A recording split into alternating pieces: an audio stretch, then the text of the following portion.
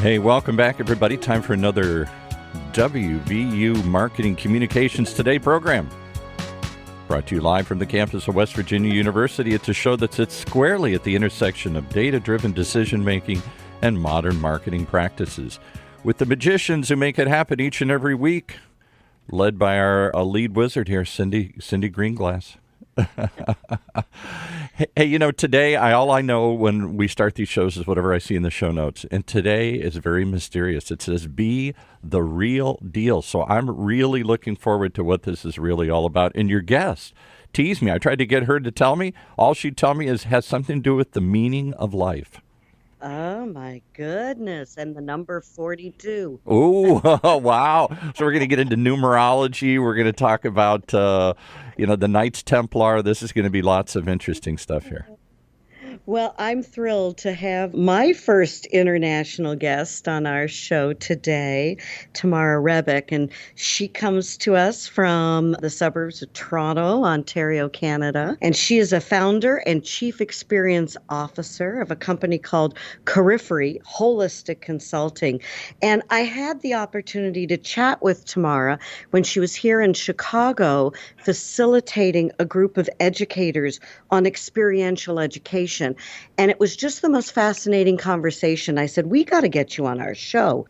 Tamara consults and advises on strategies connected to participant engagement, organizational capacity, inclusive and authentic encounters. She really is a passionate experiential educator, and she brings that to the workplace learning, and she helps speak on a wide range of topics, facilitating workshops for audiences ranging from teens to adults. She has a Master's of Education in Adult Education and Community Development from the University of Toronto. She has certificates in experiential education, adaptive learning, coaching, storytelling for change, and has been trained in design thinking. So a fascinating and really different kind of guest for us. And Tamara likes to talk about audacious authenticity in an age of contrived reality. And I think that we certainly are all experiencing this. We understand that today, when there are sound bites and easy ways in which we can manipulate fact and fiction, what is legitimate, what is authentic, and what is not is a very hard thing for us. And so Tamara brings a really different and unique superpower to us with audacious authenticity. I want to welcome her as our guest today. Tamara, welcome to our show. Thank you so much for having me. I'm super excited to be here. We're going to start off and jump right into it. And Tamara, tell us a little bit in your words, what does it mean to have audacious authenticity? So first of all, for those who like to be word geeks like me, it just has this great alliteration to it. But what I really have come to define it as is an applied value, which means that it's this value that when you're applying it to your behavior, it guides decision-making, particularly in terms of how you, your brand, your product, how it's being experienced.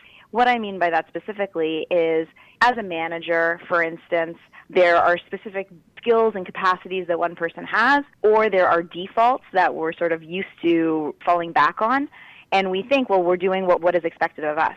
We're not necessarily thinking about how is that experienced by our direct reports, by our clients, by the consumer, etc.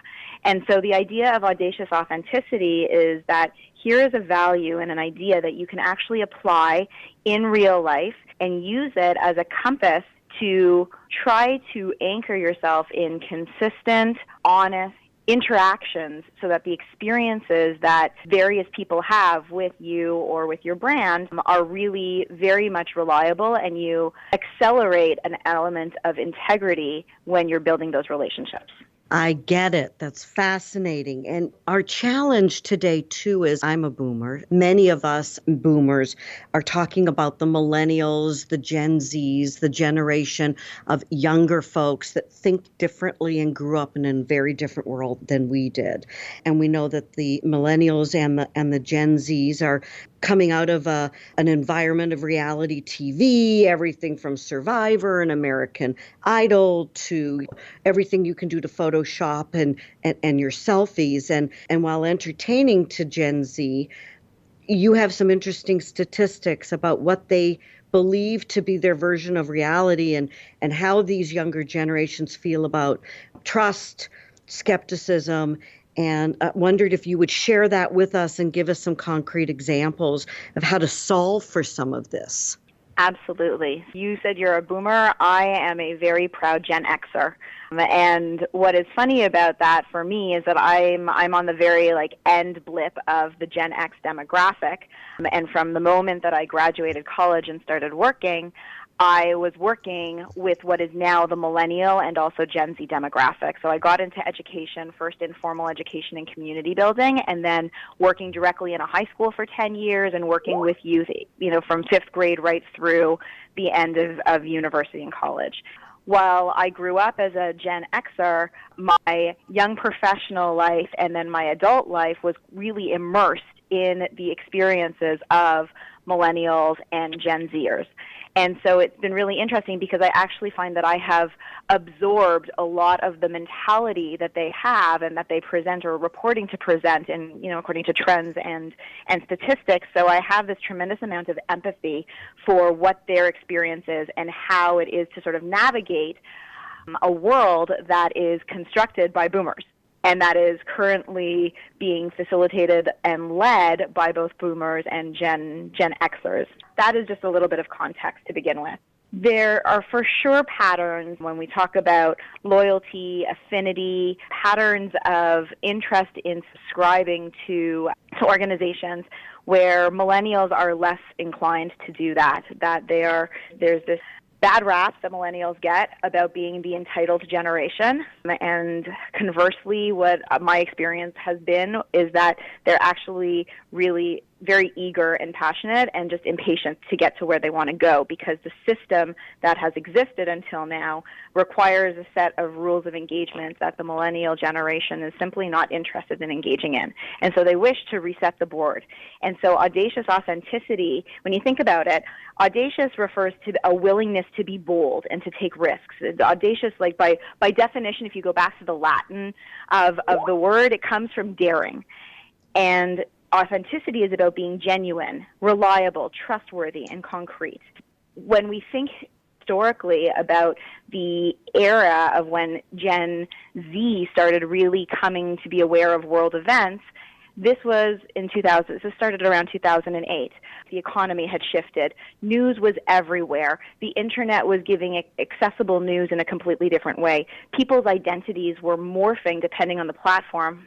When I was thinking about how I was excited to share this particular podcast, I have 5 different online identities between Twitter and Instagram and Facebook and LinkedIn, et cetera, et cetera.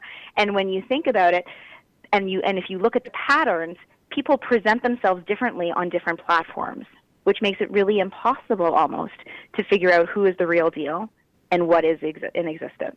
So when we talk about concrete examples to try to appreciate how one can be not only authentic, but audaciously authentic, there are a couple of examples. Number one, Tim Brown writes this case study in his book. Tim Brown is the founder of IDEO that created the concept of design thinking over 20 years ago. And in his book called Change by Design, he shares a case study about Shimano, which is a bicycle manufacturing company. And they were an industry leader in high-performance bikes. And they were doing the best of the best of the best elite athlete training, and their sales were really going down. And they engaged IDEO in a process of design thinking to reimagine. And by using an authentic perspective of empathy, which is really the engine for audacious authenticity, meaning they really got into the shoes of who is the population in the market that they're not able to connect with yet, and curiosity about what might it be like for them to see the product, they realized that a huge market segment that was not engaging with their product was actually intimidated by the idea of elite cycling. And they came up with an entire campaign called Coasting, which I highly recommend you check out because it's a fascinating case study and a great campaign. And they brought back a retro design of bikes as well as a variety of leisure bikes where the focus was on the experience. And it goes back to this idea of how can one experience the interaction, because that's what leads to trust and buy-in and loyalty and affinity. And so their tagline was, first one there is a rotten egg. And it's this great example of all of a sudden their sales rocketed up, things improved dramatically, and it was this great aha moment of, okay, we are being authentic and saying not everybody is going to be a high-performance athlete. Not everybody is going to want to spend half of their salary on a bike. They reimagined the experience and were very honest in terms of saying, okay, we want to be transparent that we can be one thing to one group and another thing to another.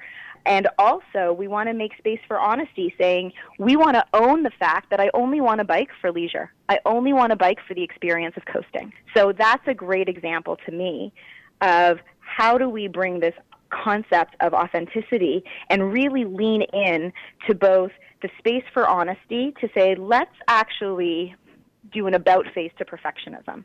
And that brings me into a second example specifically for the Gen Zers. If you look at the increased awareness around fighting stigma around mental health, fighting stigma around different ideas that have for so long been suppressed, Gen Z is a little bit young for this now, but issues around fertility for women has been a really big challenge that once upon a time was never spoken about. This idea of saying, hang on, the perfectionist image is actually not a value of importance anymore. Being real to myself is what's important. And so Gen Zers are not on Facebook. They don't feel like publicly sharing that way. Gen Zers are on Snapchat because they're private and it's individual communications that way. And so there's that private aspect too. So again, how do we want to privately present ourselves and what is the experience that we're offering to others through being this audacious self? I think it's very refreshing to hear that perfection is no longer the goal that we are looking to achieve. I wish I was born a lot later than I was. This sounds like a wonderful time to embrace who you are and feel better about yourself and live in your own skin. We're going to take a quick break and send it back to Paul. But when we come back, I really want to dig in now, Tamara. I want you to think about, we have shared together that there are 7 core competencies of audacious authenticity. So as the fact-based data gal, I'd like to dig into what are those competencies and how can we become proficient at them. So hold on, audience. We'll be back in a minute. Paul, back to you. Okay, well, this will give you long enough just to pause and digest some of the mind-blowing stuff we're talking about here today. But there's a place you can learn more of these kinds of cutting-edge concepts. It's West Virginia University's online data marketing communications program, first graduate program of its kind in the country, focusing on strategic thinking, problem solving, and informed decision-making. We're trying to do here today, get some informed decision-making data. The Data Marketing Communications program prepares you for a career in all these exciting new fields by learning the innovative tactics from award-winning faculty like those presented here each and every week. You can learn more, and we know the drill. There's 9 letters that send you to this magic spot. DMC for Data Marketing Communications. DMC.WVU for West Virginia University. .edu. DMC.WVU.edu. Get you there. Well, I think it's amazing. Can I just interject one editorial comment here? Absolutely. I'm an aging baby boomer myself. I'm amazed at how we as a society are starved for authentic and honest. Whether it's from the news, whether it's from politicians, whether it's from brands, whether it's from our friends and family. How did we get to this point where that seems to be the most cutting-edge concept of all, authentic and real?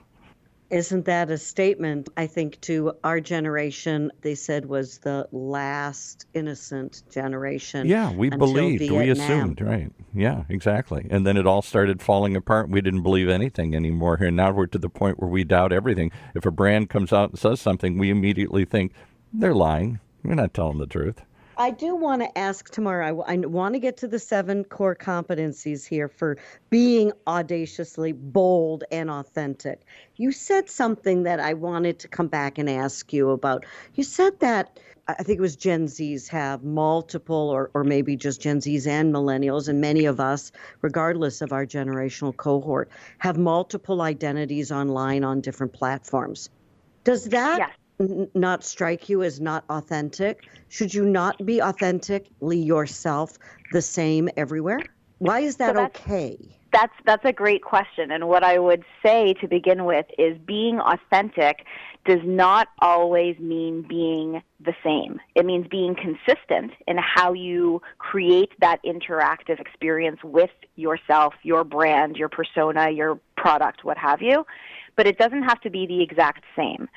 So if I'll talk, my very limited knowledge of tech, I like the platform of Instagram because of its convenience in that I can take a picture, post something, and it automatically uploads to Facebook because Facebook owns Instagram.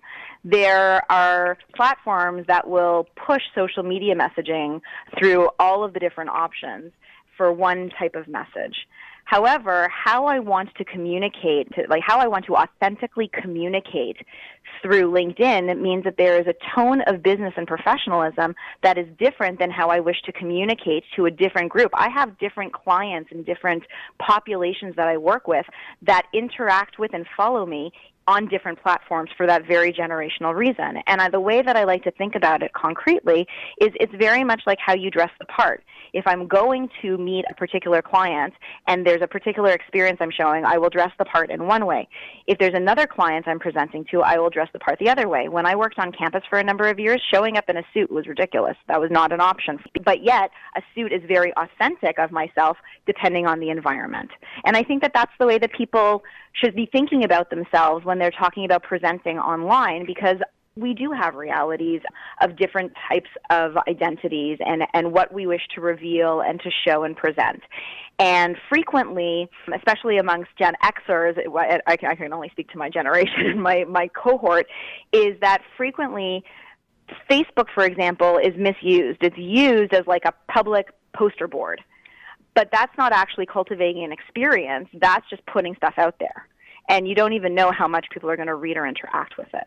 But when you're being authentic, then you're thinking about the experience that you're curating for what's going to happen when that person sees whatever pop up on their feed.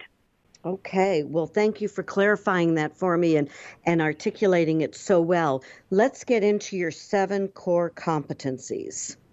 I will do it very, very quickly. There are 7 core competencies that I truly believe anchor audacious authenticity, starting with the idea of diversity of thought. If one does not expose themselves to a multitude of different perspectives, it will be incredibly difficult to be able to relate to all of the different people, whether they are colleagues, professionals, friends, family, clients, consumers. It'll be very difficult to genuinely offer a relatable experience. So diversity of thought and really going outside of what your own core beliefs are to understand, not to adopt, but to understand, really allows you to make a contribution in a different way than just benefiting from a relationship. And it takes a relationship from transaction to authentic. Building on the diversity of thought is the core competency of empathy. Understanding choices and how they are building blocks for further growth, meaning like the Shimano example, let me put myself in the shoes, and I will tell you as a side note, my parents went out and bought retro bikes a few years ago, and they bought these 1950s retro bikes. This is the first time that they have gone on a bike ride since I was a teenager living at home. And so the idea of, and it's a great visual, the idea of putting yourself into the shoes and the lifestyle of the people who you wish to really gain buy-in from and build integrity with is critical, so that you're not just saying, yes, I hear you, I think I know what you want. It's saying, hold on 1 second, I see things through your eyes, which allows you to be even more honest and clear. The next core competency is this idea of risk judgment. How much are you willing to put yourself out there and to be honest with yourself and to be honest externally? what happens when your actions don't play out as they are intended? And how are you willing to embrace that discomfort of risk?